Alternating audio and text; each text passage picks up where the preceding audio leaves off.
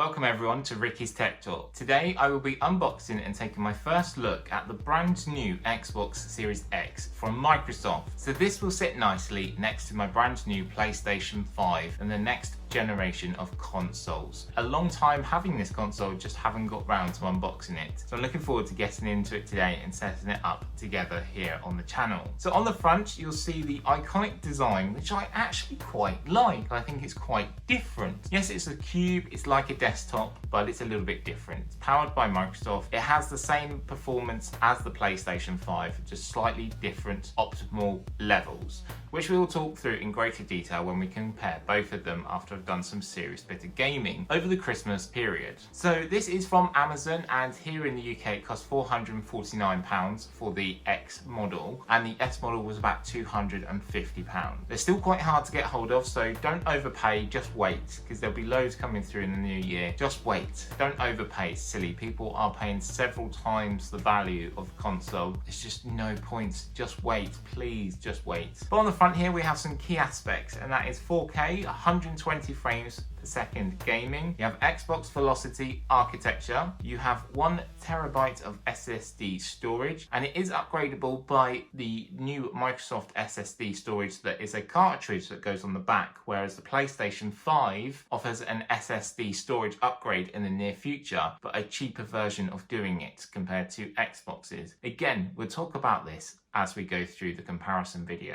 and let's get it unboxed. So on the side here we just have some tabs.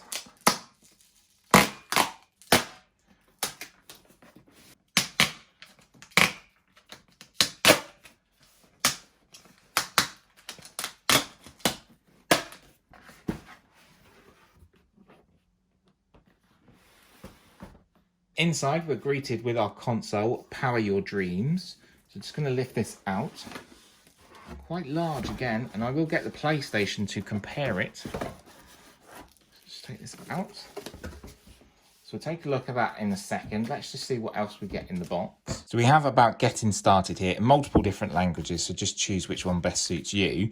But you will need the Xbox app, and you've got a QR code that you can download it there for an iPhone or the Android Play Store. So you've got the iOS App Store or the Google Play Store there. So just download your application. So first of all is your UK 3-pin power plug, figure of 8 cable again that we see with the PlayStation 5. You have a HDMI cable. As I said with the PS5, make sure you use this cable to get the best performance, but there are other options out there which I have shown on the channel previously. We then have our controller. So I have used the DualSense controller with the PS5, and I've got to say, really impressed. High hopes for this controller. I know Xbox do have their Elite controller, but that's an extra £200+ here in the UK. DualSense controller with the PS5 already comes with it. So high hopes for this controller, but I don't think I'm going to achieve those hopes. So here is the new controller. I had the Xbox Project Scorpio controller with my previous generation when I had the Xbox One X. So nice grip, looking forward to using that.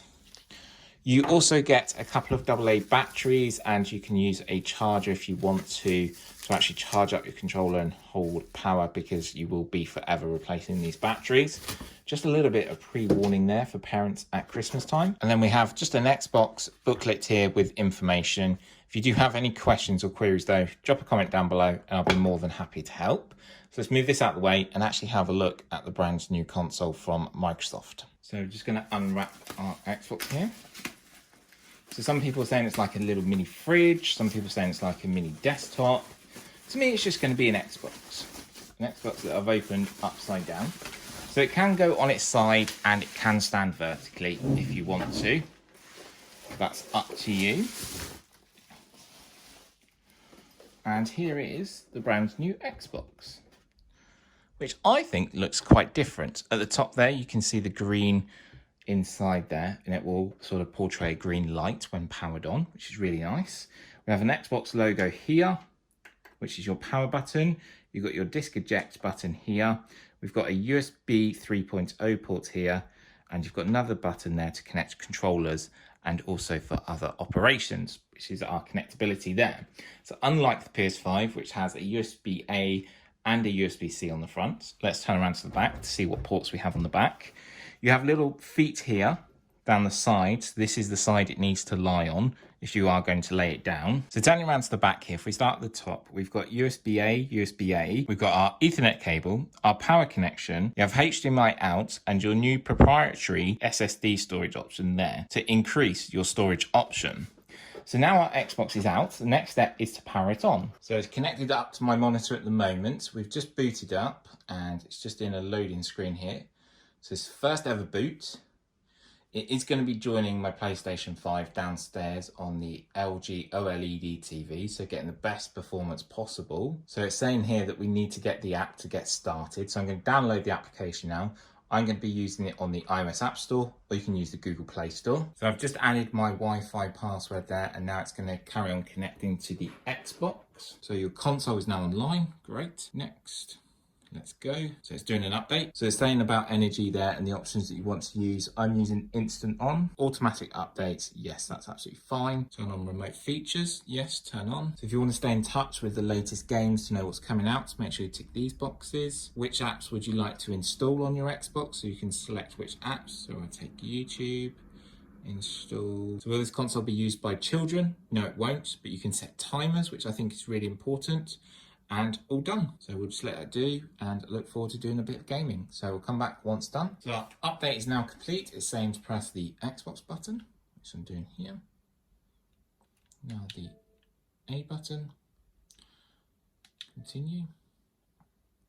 So it's just updating the controller now. So I'm going to apply settings from my previous console. Let's go. And we're into our new home screen, which looks quite familiar for Xbox fans, but it's supposed to be running a lot more smoothly.